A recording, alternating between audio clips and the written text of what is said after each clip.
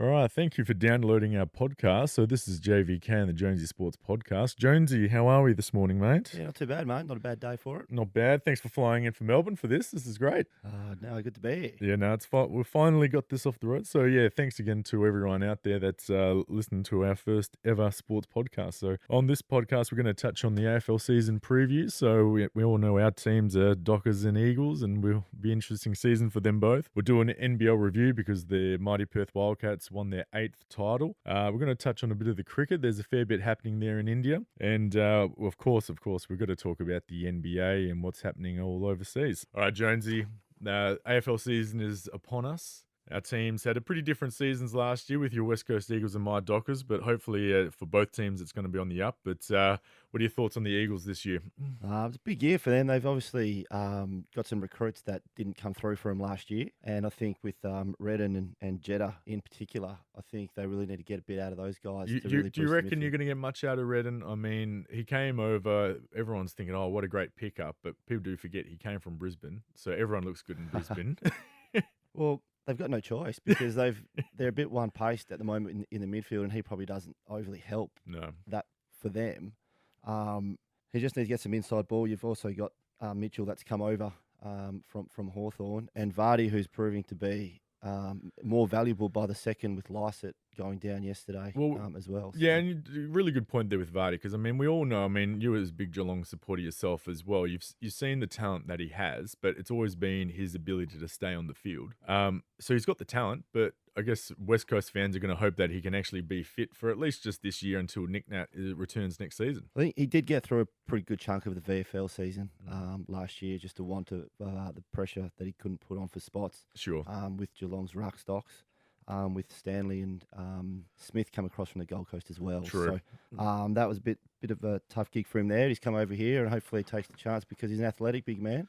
He can take a leap. It was great in that before he done his knee in the 2011 finals for Geelong. Hasn't quite reached those heights yet, but he's only 25 as well. Yeah, so, I think that's one thing people forget is still how young he is, but it's a name that I guess everyone knows about, but it's been around for a while. But yeah, you kind of forget, oh, he's only 25, so he's still got a few more years. When you've been in a side that plays finals, you sort of do get put up there a bit quicker than you would otherwise, so you can't go under the radar as much. So you brought on, I guess, some players coming across. So Mitchell, I mean, in the preseason, he's been absolutely electric. Who do you think's benefited most from Mitchell coming across? Oh, I think the structure around the centre bounces and around the ground will be pivotal. Just his direction, you've seen what he did with Hawthorn. He can really lead from the front there, and just positioning. Obviously, Nat Nui will add another dynamic to that. If the Eagles are thereabouts at the end of the season, they might play him, obviously, for those last 5 or 6 rounds. If not, they might do a Nat Fyfe with what Freo did with Nat Fyfe last year and just shut it down for the season and just load him up for the following season. Now can you tell me something? Because I get very frustrated, being a non-footballer myself, I get very frustrated seeing Mitchell, who is possibly slower than myself, always open. Do people just disrespect him, or is he just the smartest footballer alive and he just knows how to position himself correctly? He knows how to position himself and he runs smartly, but also he's very capable on both sides of his body. So if you do get yourself into knots and a bit of trouble, you can find your way out of it as well. A lot of players these days, especially the younger ones coming through, aren't as able on both sides of their body by hand and foot.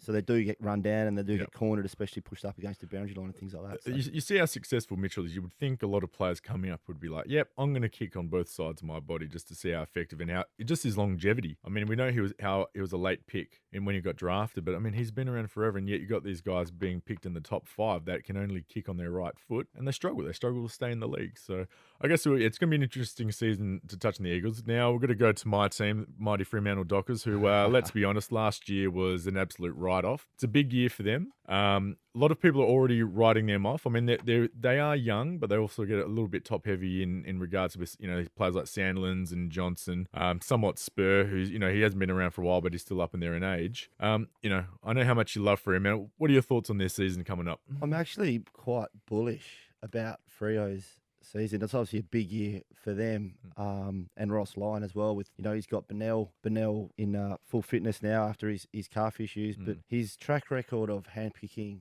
recruits to fill gaps in his list over the course of his career hasn't been overly great. Goes back to Lovett from his recruiting from Yes, Essendon to and St we Kilda. don't want to talk about the Sylvia pickup either. And then obviously you got Sylvia as well. But the Lovett one when he was back at St Kilda, just touching on that was probably the difference between them winning and losing those grand finals they were in. Yeah, that's a good point. They needed that outside pace, and he was recruited for that, and obviously didn't play for reasons that we won't go into now. But that's when Peake went over at the same time, and he played that role, not too badly, but obviously not with that same sort of impact that they would have had, and they did fall short for those games. Yeah, shout out to Peake, not former Docker.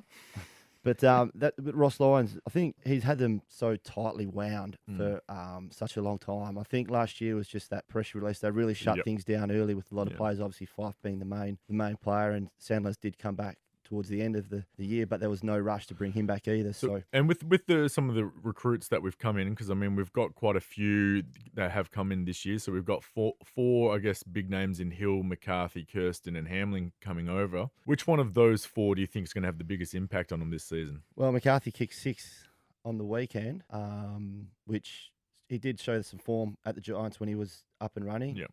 Hamling will be quite important for him down back, but I think they might have paid overs for him. Absolutely, but I this might just be me, but I swear I'm seeing another version of McFarlane when I see Hamling, because sometimes the way he's been running and defending, I'm like, is that No, it's Hamling. Like, it might just be me, and maybe I just miss McFarlane, but I just feel like there's a bit of McFarlane in Hamling. Yeah, and I think that's part of the reason why they went down that path as well. Obviously, a WA boy, got that experience with the Bulldogs in the finals last year, and they saw an opening, Freo, and they took it, and they've really bookended their key positions at both ends. Yeah, absolutely. And now, so, I mean, the season's upon us pretty soon. What are you looking forward to most this season? I'm looking forward to see how the Dogs transition from their side that they had last year, which is quite a small mobile team, and then they've added Cramery and then Cloak to that list as well. And Redpath will be coming back from his knee injury during the season as well, and obviously Murphy. So. Yeah, and Redpath was a big loss for them. Big, I liked. You're a big fan. I'm a big fan of him, my boy. I claimed him early. Yeah, he did. And he's just got that grunt about him, and he puts his body on the line. He doesn't mind taking a hit. And when you've got a really young list, and he's a young player still as well, people can really thrive off that. Absolutely. I mean, yeah, I mean, everyone loved watching the Bulldogs. They were the fairy tale team. It's going to be interesting to see if everyone loved the Bulldogs last season. If they continue winning, I wonder if people are going to jump off that bandwagon and be like, can't wait to see them lose. But one thing I'm really looking forward to seeing is this going to be the year we stop talking about the Essendon drug scandal, because it seems like it's still hanging around, and I would just love to watch an Essendon game where it's not mentioned. I think once the season starts, hopefully it would subside. Obviously, there's bits and pieces coming out in the media with the footy show coming out with the Mick interview the other day, but hopefully that puts that to bed, and the boys can just play football and enjoy what they enjoy doing most. Absolutely. All right, well, that's the AFL talk. We're going to next talk about the NBL season review. All right, so the NBL season wrapped up last weekend. I think I'm still celebrating, well, still affected by the celebrations, let's be honest, from last Sunday, where the Wildcats got over the Illawarra Hawks in 3 games in the 5-game series, a clean sweep. It's just amazing for a team, 8th title, that they were only 1 game away from missing the finals, and yet they just swept through both series to win it. How do they keep doing it? It's just culture. It's just the winning culture that they've brought in and instilled themselves from back in the day, from Ricky Grace through James Crawford all the way through. They just want to win. It's interesting because people do talk about that culture. I mean, I remember talking with Mike Ellis last week about that, talking about the culture. But when they were at post about probably 2003, where they were still making finals, but they weren't really challenged to win the title. They were at Challenge Stadium. Crowds weren't awesome. I mean, they were still great, but not what they've got in Perth Arena now. I mean, Perth Arena is going to make everything look good, but there was a moment that they weren't looking great. The culture wasn't fantastic. They had a lot of issues with the imports. Ricky Grace was still around. I mean, though, he was on his last legs. I mean, it's ever since Rob Beveridge came over there in 2009 that he brought over Damien Martin. He instilled this culture, and as I said, like, Damien Martin possibly is going to go down as the greatest Wildcats captain ever. Probably not the greatest Wildcat player ever, but the impact he's had, and that's the culture. I mean, that man is the culture of the Wildcats. He's definitely the heart and soul of the way especially his defensive side of his game Mm. is second to none. And when he needs to step up and take that 3-pointer from the perimeter, it always near enough goes in. It's funny because he's a shocking shooter, and I can tell it because he's a mate of mine. But I can say that. But it's funny. He seems to hit them when they count, and he can shoot. It's just I don't know whether it's a confidence thing or he's just exhausted with the amount of animosity he has towards his opponents because he's always up in their grill. But I just think it was a fantastic season for Wildcats, but I think it was just an overall fantastic season for the NBL. I mean, you're in Victoria. What's the exposure like there in the NBL? I mean, Melbourne United have pumped in a lot of money into that team. They didn't make the finals, but they're getting some really great crowds. I mean, is basketball back in the NBL? In Australia, I should really say.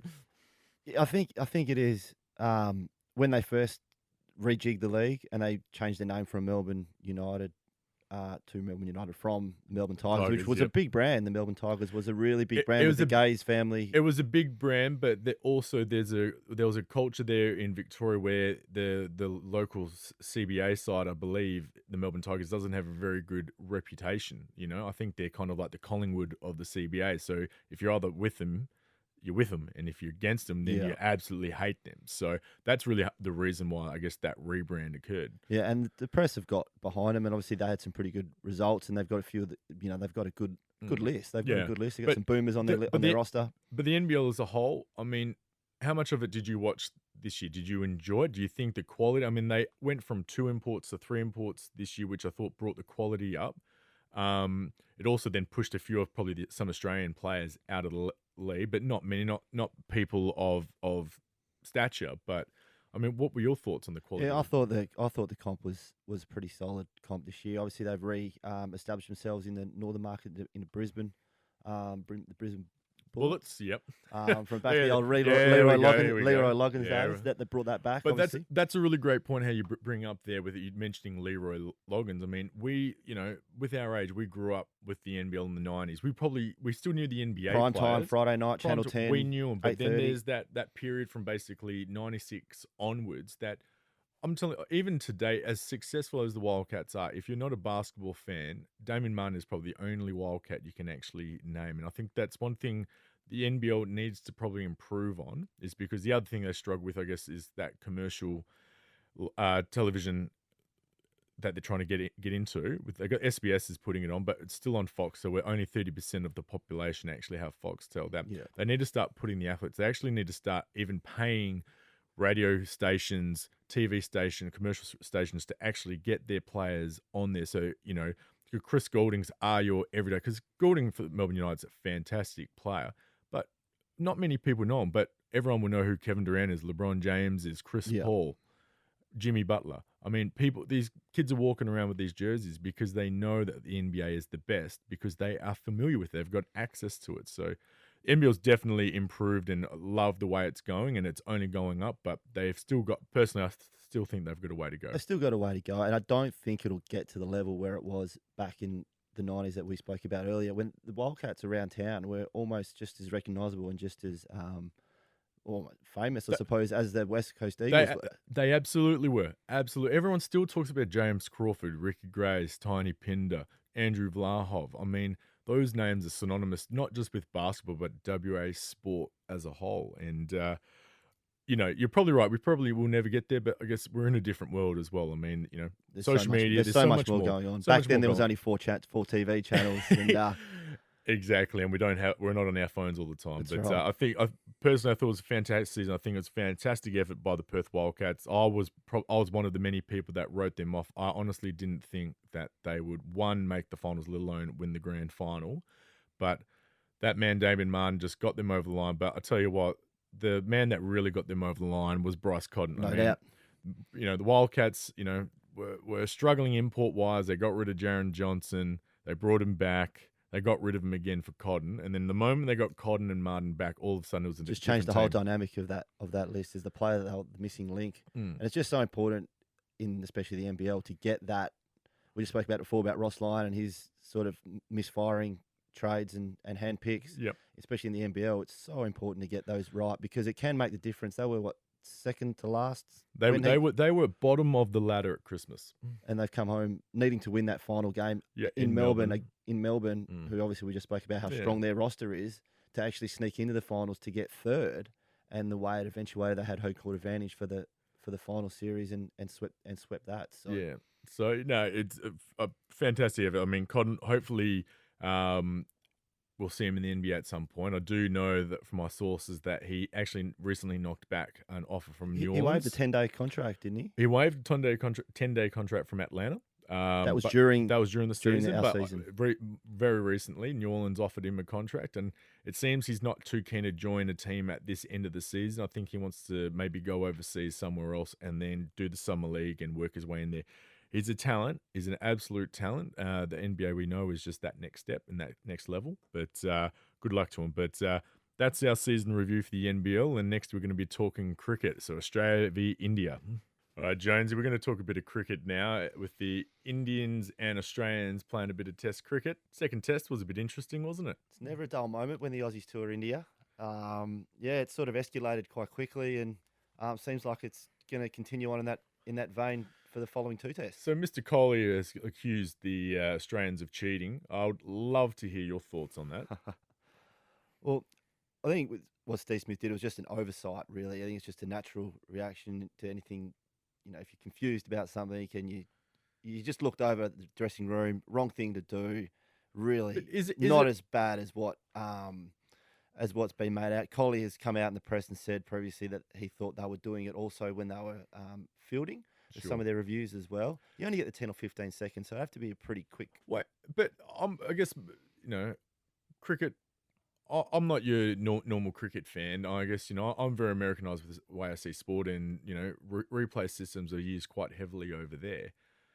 I don't see what Smith did anything wrong. I mean, I see in the NFL all the time when they're, going to review a catch and stuff, that they're waiting for their own coach's box to go, yeah, throw the red flag out and review. I mean, if the system's there for it, then you might as well I don't see how that's cheating, personally.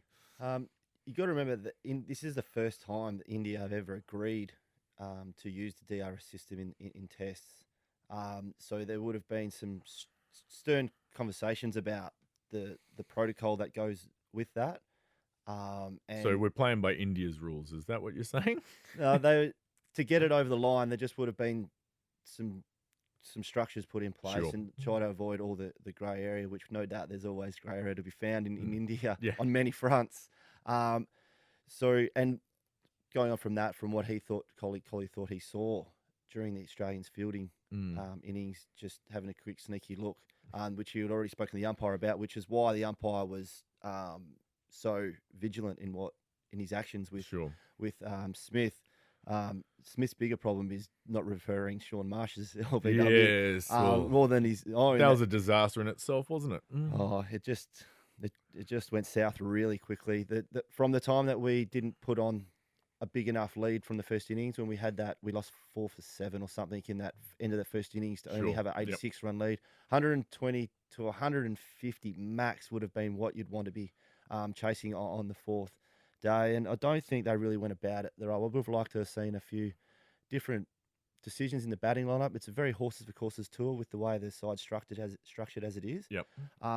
Personally, I actually would have liked Australia to try and take the initiative back off India after they batted so well in their second innings. I would have actually liked to see Darren Lehman open the batting with Mitch Marsh and just say to him, Hey, WA fans would love that too, mate.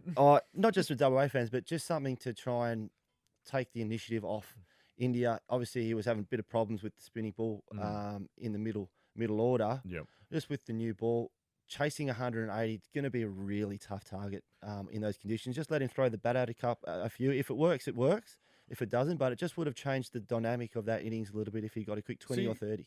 Chasing 180, I thought would have, for most tests, you'd be like, yep, got this in the bag, but yet they really struggled. Having runs on the board in that situation is key. And we saw, Renshaw's been great this series so far. Didn't get many runs in that fourth innings. No. You're going to fail at some point in the subcontinent. But the top order didn't quite do the job. And then obviously guys are in a defensive frame of mind, in a survival frame of mind, and not batting the positivity that probably Hanscom showed during his innings Mm. during the test. And now they've got not only got batting problems, they've also got bowling problems with Mitchell Marsh coming home now. Reports were he was probably going to get dropped for the test match anyway. Sure. So it's not really that big of a loss, really. Well, you add that to Mitchell Stark, who's come home now as Yeah. well. That's the Mitch. I think that's the worrisome for the Aussies because that boy can bowl. And at the moment for this series so far, the boy can bowl, but it's his batting. He's the third highest run scorer for Australia in the series with 118 runs. Yeah. And he's coming in at number 8. So Maybe let's just get Starkey open in the batting. That's what I've heard. see, that's the difference. That's the difference between having someone who can bat with a license, which he was doing, Yep. to the spinners, Mm. going long over, the square boundaries, Yep. and then having to come out and bat in a certain situation, chasing runs, have that freedom from the, the batting line up further up the order. Did the work for him. They're batting with a lead, so he can sort of throw the handle out a little bit more. And it does come off for him. It's the way he bats best. But along with the other guys in the batting lineup, when you bat defensively and in your survival mode, you start to bat yourself in a hole. You lose wickets in clumps for not many runs, and that's what we Yep. were doing differently in the first Test match and obviously the first inning. So now we've got to find Maxwell come in for Mitch Marsh, and now it's going to be really interesting to see what they do with Mitchell Stark's position because, like I said, he's their third highest run scorer. Jackson Bird was the original quick reserve paceman. Yep. Obviously, they've sent Marcus Stoinis over to replace Mitch Marsh in the squad, whether or not he comes into the 11. But then they've just sent Pat Cummings over, who's the last one to the buffet, but he might be first in line at the table because they really need that point of difference. He can bat a lot better than Jackson Bird. And he has that real grunt about him. We can really hurry up batsmen. So it's going to be interesting to see how they go about it.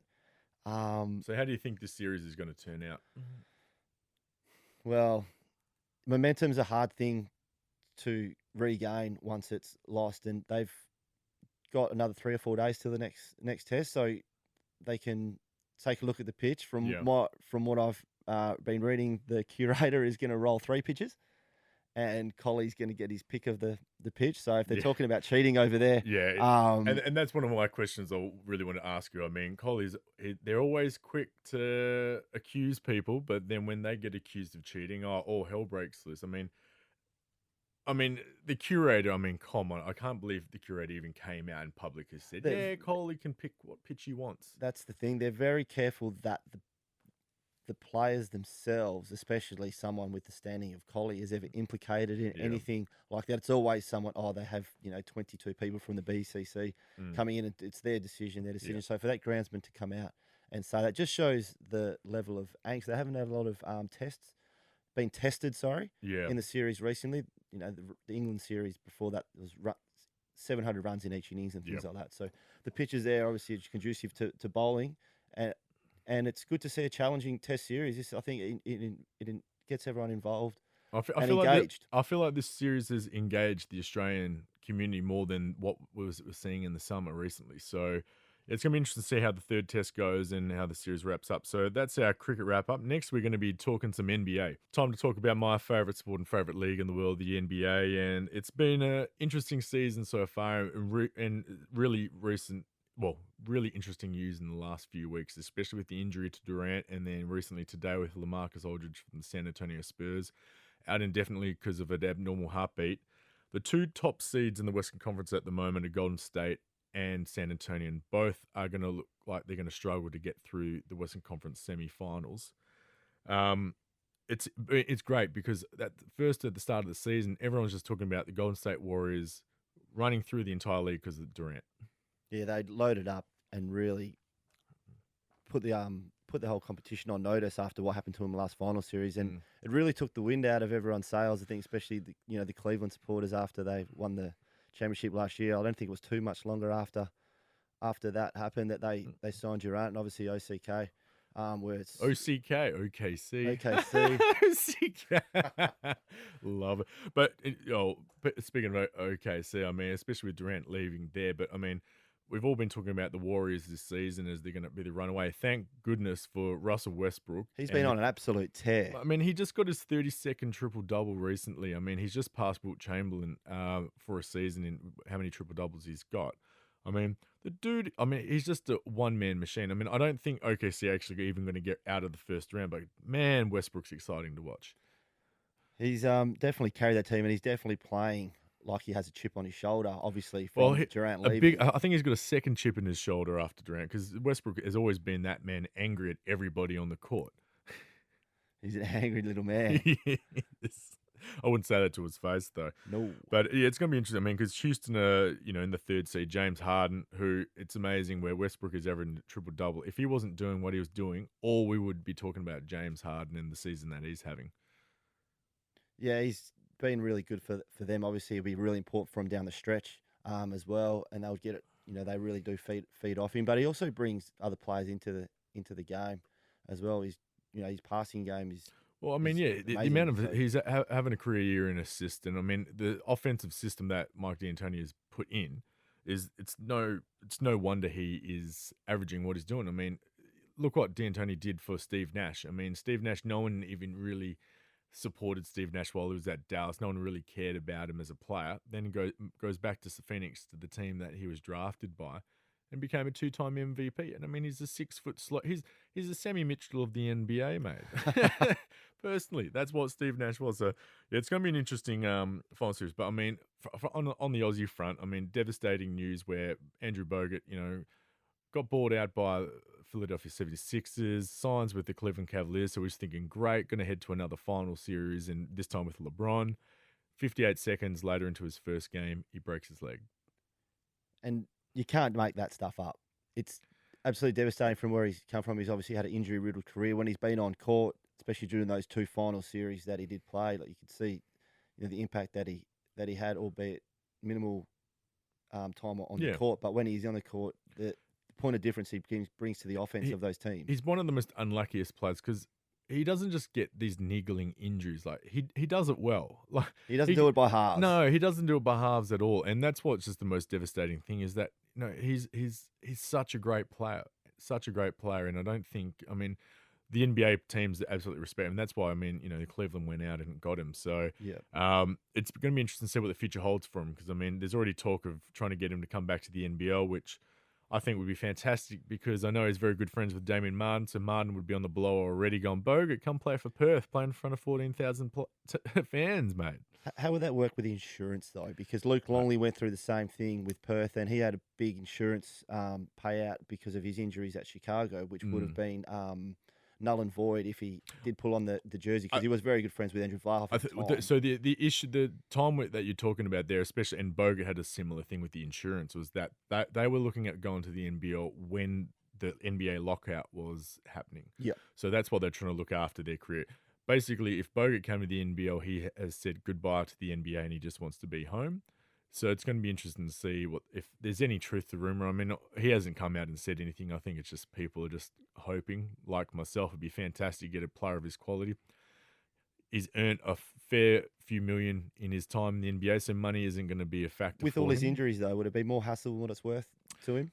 Well, I don't know. I mean, you saw him in the Olympics, how effective he is. I mean, he can play, he can score, but when he's in the NBA, he doesn't actually have to be doing too much. But you see when he was playing in the Olympics, I mean, I've never seen him healthier.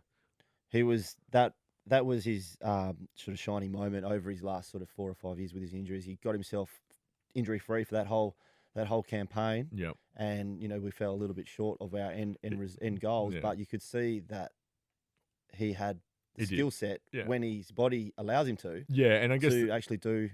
And I should point out, I guess it helps with the Olympics. You're only playing, between 6 and 8 games. Apart from in the NBA, you've probably played 6 or 8 games in 2 weeks and continue on. So the basketball program is quite lengthy with the Olympics. It doesn't help, but yeah, it's going to be interesting to see what happens. I mean, what are your thoughts on? I mean, do you think we're going to see a Warriors Cavaliers NBA finals? I think as a neutral, because of the history, you'd like to see that transpire. Obviously, there's Aussies in other teams, with San Antonio with Patty Mills as well. Who were thereabouts, who had a good game, I think, during the week too. So you'd like to see those guys succeed. And be on the big stage as well, because that will only drive the game. We'll talk about the NBL earlier. That'll only drive more interest in the NBL here if we've got some Aussie, superstars playing in that final series of the NBA. And it's just sort of that little bit of a flow-on effect, and that's how they can build. Yeah, and speaking of Aussies, I mean, Joe Ingles is playing for the Utah Jazz, who are currently got the 4th seed. I mean, they didn't even make the playoffs last year. I mean, they had the chance to make the playoffs last season, only had to beat LA in LA, and of course, it was Kobe Bryant's last game ever, and of course, he dropped a good old 60 points on them, didn't he? So, looks like Utah and Joe Ingles are gonna play their first ever, playoff series in quite some time, and of course Dante Exum is there with him, but he's just, I don't understand why Exum isn't getting the time or the opportunity. He's fit now? He's fit now, yeah. I mean, I think he's lost a step or two, but I mean, what you're going to get that after an ACL injury. But hey, the playoffs are going to be coming up soon in the next few months, so we'll see what happens. But that's everything we've got time for here on the JVK and Jonesy Sports podcast, so thanks for tuning in, and we'll talk with you all soon.